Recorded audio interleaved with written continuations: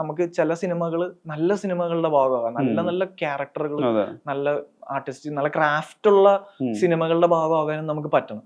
അപ്പം രണ്ട് രീതിയിലുള്ള ബാലൻസ് കൊണ്ടുപോകുന്ന രീതിയിലുള്ള സിനിമകൾ ചൂസ് ചെയ്യുക.